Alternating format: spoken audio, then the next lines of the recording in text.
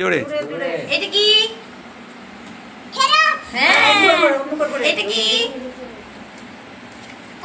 হ্যাঁ এটা কি গো হ্যাঁ এটা কি গো হ্যাঁ এটা কি বল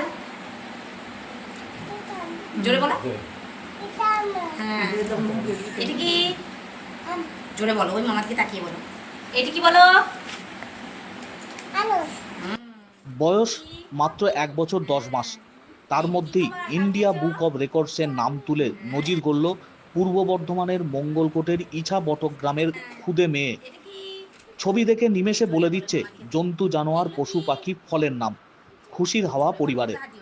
মঙ্গলকোটের শিমুলিয়া 2 অঞ্চলের ইছা বটক গ্রামের খুদের নাম প্রণীতা মণ্ডল। সম্প্রতি ইন্ডিয়া বুক অব রেকর্ডসে নাম তুলে নজির গড়েছে। পরিবার সূত্রে জানা গেছে প্রায় 6 মাস ধরে তারা এই প্রচেষ্টা চালিয়েছেন। প্রণীতা মণ্ডলের মা, তিনি পেশায় একজন শিক্ষিকা।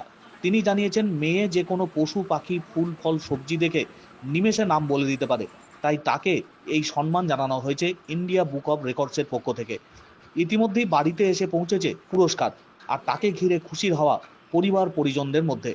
খুদে কন্যার দাদু তিনি জানিয়েছেন বাজার থেকে যে কোনো ফল সবজি নিয়ে এলে ব্যাগ থেকে বের করার জন্য আগ্রহী থাকে তার নাতনি, এবং নিমেষে সেগুলোর নাম বলে দিতে পারে।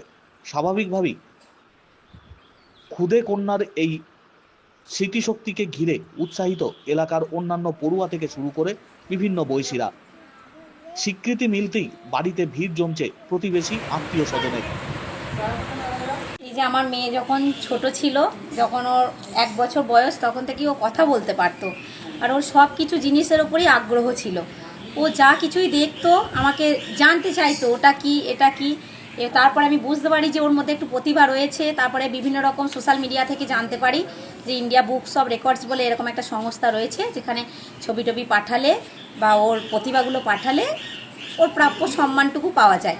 তো সেই মতো ওর বাবাকে আমি বলি, ওর বাবা এগুলো নানা রকম জিনিস দেখে ওর এই সাফল্যগুলোকে তুলে ধরে, আমরা ওদের কাছে পাঠাই। কি সবই কি ভিডিও আকারে পাঠিয়েছিলেন? হ্যাঁ, সবগুলোই ভিডিও আকারে। ওরা আমার মেয়েকে সিলেক্ট করে ওনারা, তারপরে এই শংসাপত্রগুলো আসে। তো এইসব দেখে আমার মেয়ে হয়েছে খুবই খুশি। ভবিষ্যতে যেন ও একজন সৎ নাগরিক হতে পারে, ভালো মানুষ হয়ে উঠতে পারে, আমরা এটাই চাই।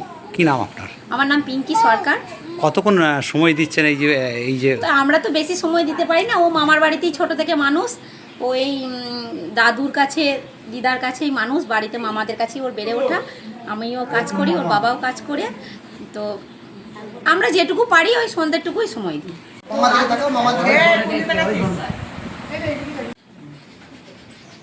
আমি দারুণ খুশি নাতনিকে নিয়ে। হ্যাঁ, নাতনি যে এই যে একটা বিরাট সুখবর, ইন্ডিয়া বুকস অফ রেকর্ডসের নাম উঠেছে। এই এত অল্প বয়সে এই যে প্রতিভা, হ্যাঁ, সমস্ত কিছু ওর জানার প্রচুর আগ্রহ।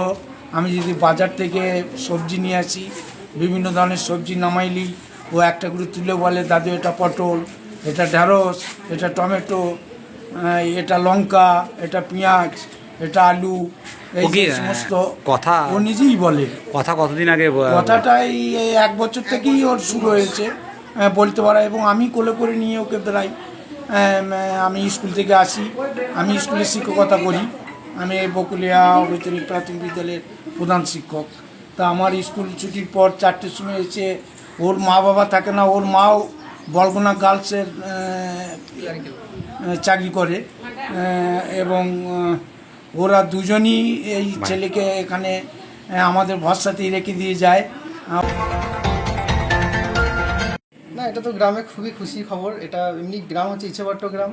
এটা হচ্ছে আমার শ্বশুর বাড়ি। আমি মেয়েকে একটু মানে এটা থাকে বলে আমি আসি, 2 দিন 3 দিন সপ্তাহে আসি, ওকে নিয়ে একটু পড়াশোনাগুলো করাই, টুকটাক ফেলে দিয়েও নিজেই পড়তে থাকে।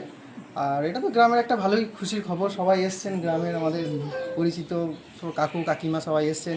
ইন্ডিয়া বুক অফ রেকর্ডসে একটা রেকর্ড এসছে। এমনি সচরাচর গ্রামে তো হয় না যে একটা বাচ্চা 1 বছর 10 মাস বয়সে অনেক কিছু বলতে পেরেছে। পশু পাখি, তারপরে কীট পতঙ্গ, সব অনেক কিছুর নাম ও নিজেই বলতে পারে, সব কিছুই বলে।